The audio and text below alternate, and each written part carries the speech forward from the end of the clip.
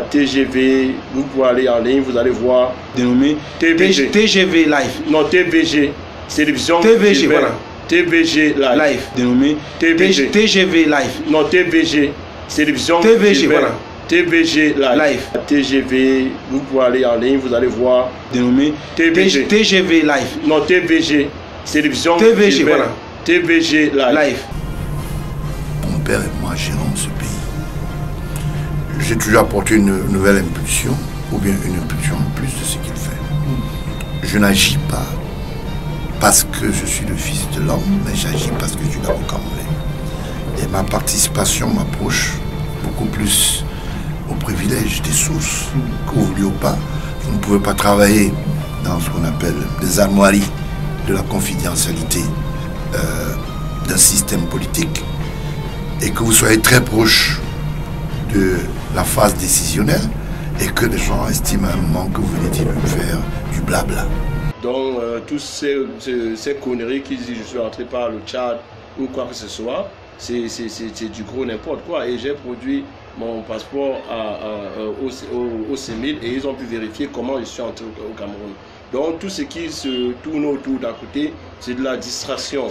Pourquoi? Parce qu'il y a une bande de criminels qui a été exposée. Est-ce qu'aujourd'hui, vous avez un statut de réfugié politique en Angleterre? Est-ce qu'aujourd'hui, vous avez un statut de réfugié politique en Angleterre? Mais la vérité, c'est qu'ils racontent du gros n'importe quoi. Mais la vérité, c'est qu'ils racontent du gros n'importe quoi. Mais la vérité, c'est qu'ils racontent du gros n'importe quoi. Ils racontent du gros n'importe quoi. Du gros n'importe quoi. Du gros n'importe quoi. Et c'est de la surenchère, c'est comme ça qu'ils font. Ils essaient de taguer n'importe quoi aux gens. Je dis et je redis, je suis entré par l'aéroport de Douala avec mon passeport camerounais.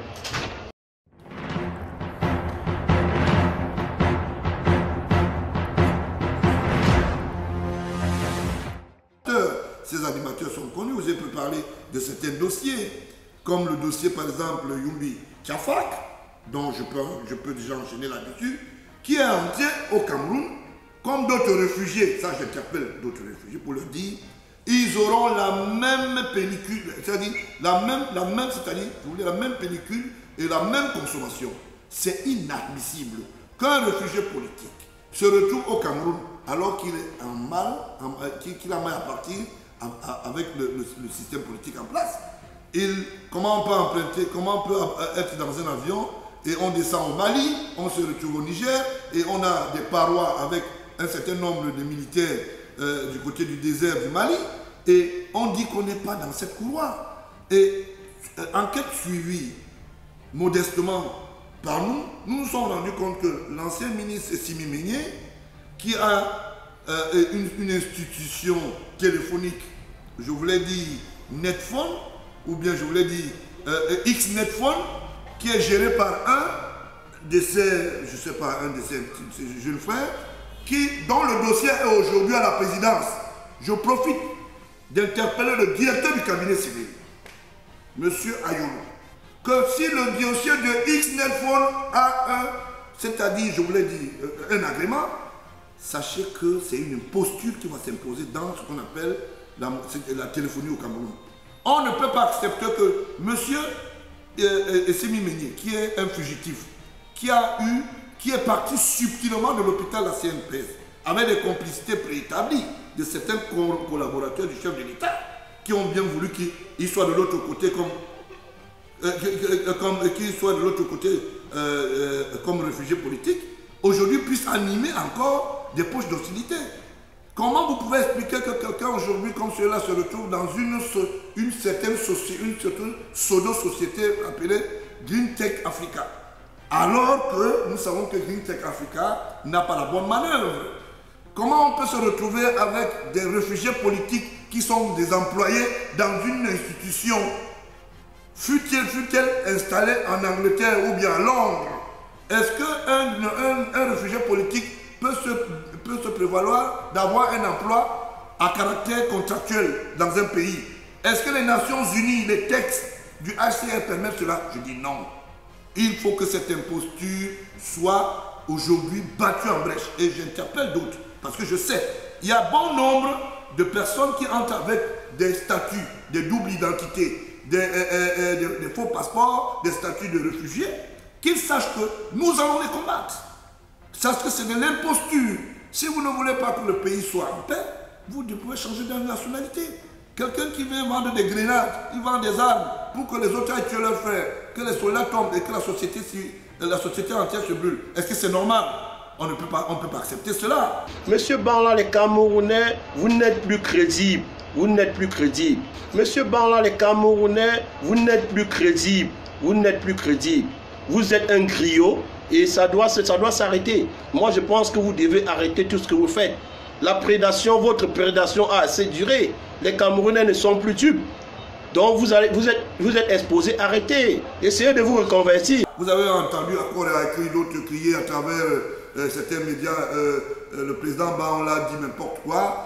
C'est parce qu'aujourd'hui, j'ai eu raison. Ce que je dis souvent, c'est vérifié. Et c'est d'abord, cette enquête a été confiée, disons que, à la sécurité militaire. Aujourd'hui, il est bien établi que ce monsieur est un réfugié politique. Que monsieur Tchafak est un réfugié politique. Et j'insiste, je persiste dessus. Donc, ça ne souffre d'aucune contestation.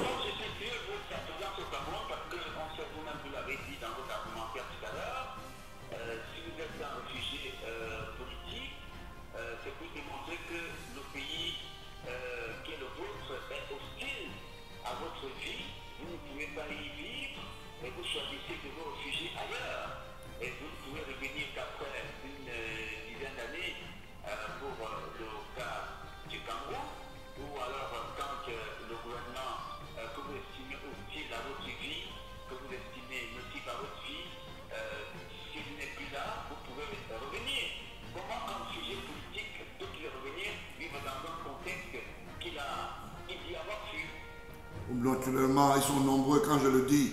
Il y a Zogo, l'ancien commissaire d'un autre, excusez-moi, d'un pantin qui parle dans les radios là-bas du côté de Yaoundé. On ne se moque pas des gens qui sont malades, mais on peut rappeler quand même qu'ils bénéficient d'un statut d'épileptique. Ça, c'est normal, c'est pas moi qui le dis, c'est les bulletins qui le disent. Et celui dont vous appelez Martinez Zogo, son frère a été un ancien commissaire qui est parti en prédation.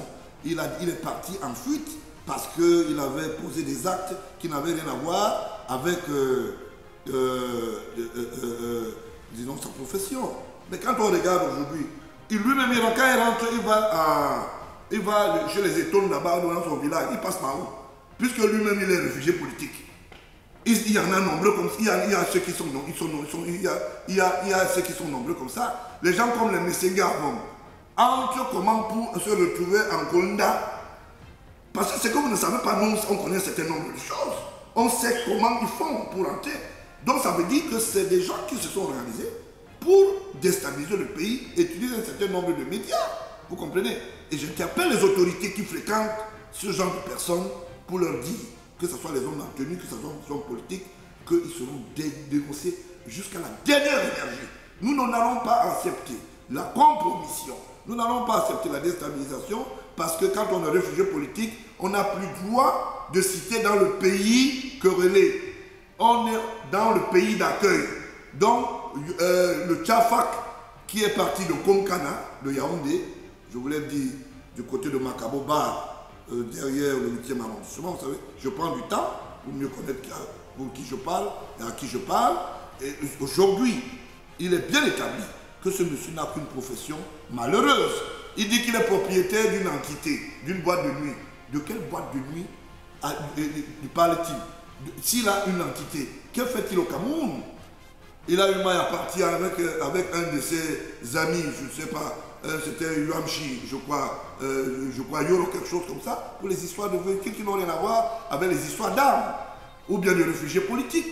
Aujourd'hui, il crie à corps et à travers qu'il est un sinistré, malheureux. Est-ce que le frère de Zogo, qui est à la radio, je ne sais pas comment vous appelez ça, votre radio là-bas à Yaoundé, une radio malheureusement dont la prédation même, le propriétaire même est un prédateur foncier, je veux m'en occuper personnellement, parce qu'il a un petit nom, je veux bien m'occuper de ces gens-là. Parce qu'en fait, nous n'allons pas accepter que l'imposture continue dans ce pays. Dans cette radio aujourd'hui, ce monsieur fait ce qu'on appelle le culte de la prédation, le culte d'imposture, du terrorisme. Comment vous pouvez expliquer qu'un commissaire qui s'appelle Zogo, parce que c'est son grand frère et cousin, appelle sur les antennes d'une radio locale au Cameroun, alors qu'il est un réfugié politique? Il donne des avis politiques. Comment vous pouvez expliquer ça? Comment vous pouvez expliquer? C'est la participation à la déstabilisation de notre pays. Ça veut dire que les gens ne respectent même plus les règles d'hygiène. Et j'interpelle le ministre de la Communication, Issa Chiluma, pour qu'il soit très regardant. Parce que c'est une radio comme celle-là, qui est une radio de peu de nombrilisme. Bon, je demandais tout à l'heure quel est le nom de cette radio, je ne connais même pas la proximité.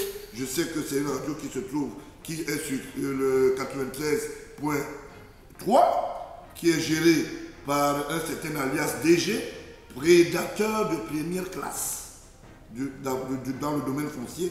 Allez faire un tour au ministère de la Justice, vous allez trouver beaucoup de couleuvres là-bas. Je reviendrai dans ce dossier plus tard. Pour dire que nous ne pouvons pas accepter, continuer à accepter des comportements qui n'ont rien à voir avec l'intérêt de notre pays. Aujourd'hui, vous savez qu'est-ce que dans le côté économique ça coûte pour les hommes d'affaires? Aujourd'hui, il y a un certain nombre d'entreprises qui ne fonctionnent pas parce que les gens ont installé la peur. Et personne ne peut s'émouvoir, que ce soit sur le plan national, que ce soit sur le plan international. Alors, donc, il est souhaitable aujourd'hui que tous les Camerounais se lèvent comme un seul homme pour combattre le terrorisme de la communication, le terrorisme légendaire des armes, le terrorisme légendaire de la participation et de ce qu'on appelle la tuerie et des poches d'hostilité, parce que nous sommes des Camerounais. Monsieur le Président de la République passe, mais le Cameroun reste.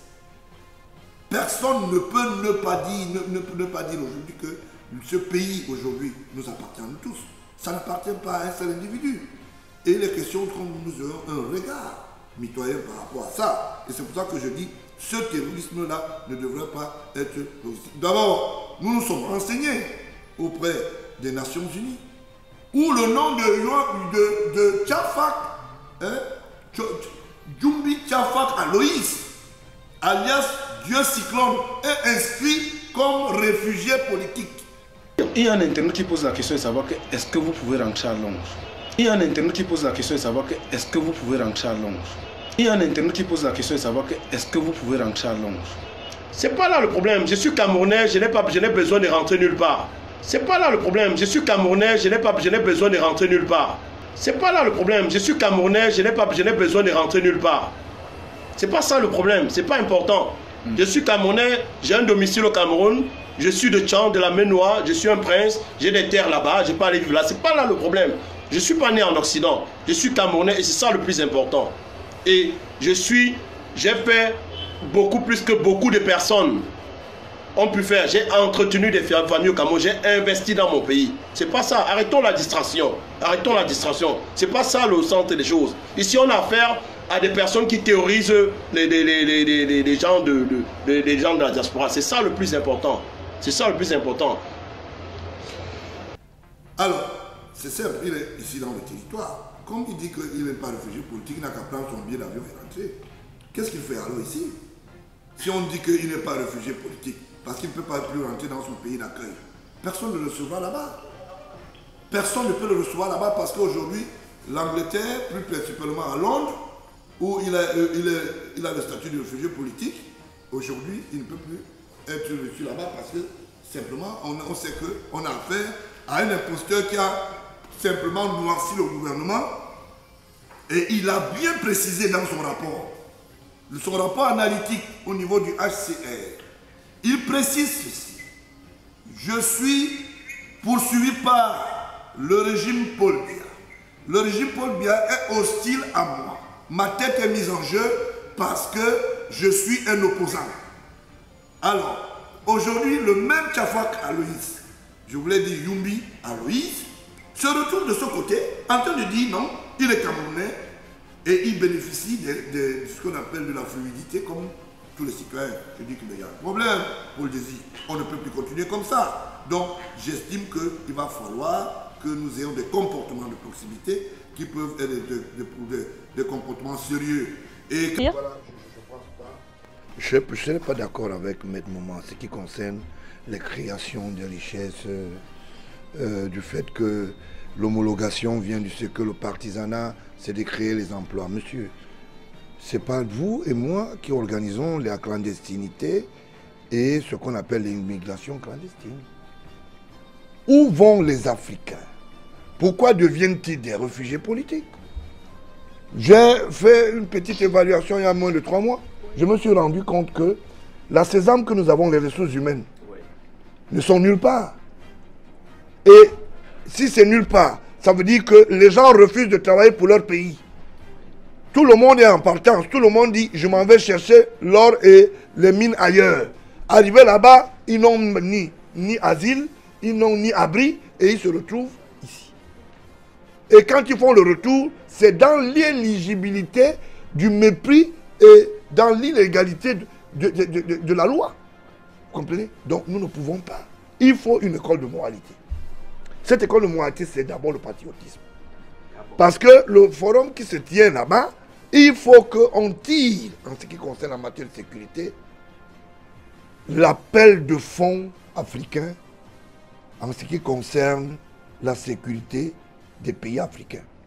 Il faut créer des consortiums financiers et que nous puissions être des tremplins prêts à débattre pour cela. Vous avez parlé du golfe de Guinée. Le golfe de Guinée est gardé par les autres. L'armée africaine n'est pas là-bas. Hein? Oui, mais il faut vous comprenez? La présence non, du BIL, mais je dis, l'armée africaine n'est pas là-bas. Le BIL en exception. Et après quoi? Mais c'est ça. On ne donne pas les moyens aux Africains pour sauvegarder leurs intérêts, leurs hertziens, leurs frontières paramaritimes, leurs frontières terrestres. On les met à sujet et on dit, le seul forum qu'on a créé là, c'est pour créer les gombos, comme on dit, dans les États. Chacun va arriver, va dire, oui, il me faut 800 armes, il me faut super dosage de 500 chars, il me faut ceci, pour spolier les peuples. C'est ça la réalité. On crée des choses pour animer le débat. Je voulais le dire, quand je le dis, pour dire que il y a des foyers qui sont inadmissibles. Je voulais interpeller les autorités européennes pour leur dire que nous avons besoin des ressources humaines. Nous avons besoin de créer des richesses. Mais si nous n'avons pas des hommes, et que eux, ils nous occasionnent à un moment, à travers le HCR, à travers certaines entités, une évasion du capital humain. Je veux donner comme ça une référence. Dans un pays, vous trouvez par exemple en Angleterre, à l'adresse, non, je suis dans le pipe, hein. D'accord. Je chute, hein. Vous trouvez en Angleterre, dans la rue 8, Governor Grove, London, SE 28, c'est parce que j'ai toujours quelque chose à dire, hein. Je voulais dire, je dis, l'adresse c'est 8 Governor Grove, London, SE 28 KH, des réfugiés, parmi lesquels les Camerounais et les Maliens. Moi j'aime les Camerounais qui restent chez eux, qui veulent travailler pour leur pays. Si nous n'avons pas les ressources humaines, nous ne pouvons pas avancer. Et je voulais dire à ceux-là que rentrez chez vous. Vous n'avez pas besoin de vous expatrier avec des doubles papiers. On a un problème d'immigrés et nous ne voulons même pas des jeunes qui croient que c'est en allant chercher ailleurs qu'ils sont en train de faire la bonne posture. Il faut que les nouveaux forums, vous avez dit un forum de plus. Un forum de plus, pour moi, ça m'arrange si on va interpeller les jeunes dans ce qu'on appelle l'émigration. Pourquoi l'émigration? Et je dis, c'est pas normal. Et en chutant, je voulais dire un bonjour particulier à Marthe Flore, Degwe, Thomas Kenny, Karché Suleiman, qui sont du côté de l'Angleterre. D'accord. Voilà. Merci Georges Gilbert Banhoula. Comme annoncé donc dans cette émission,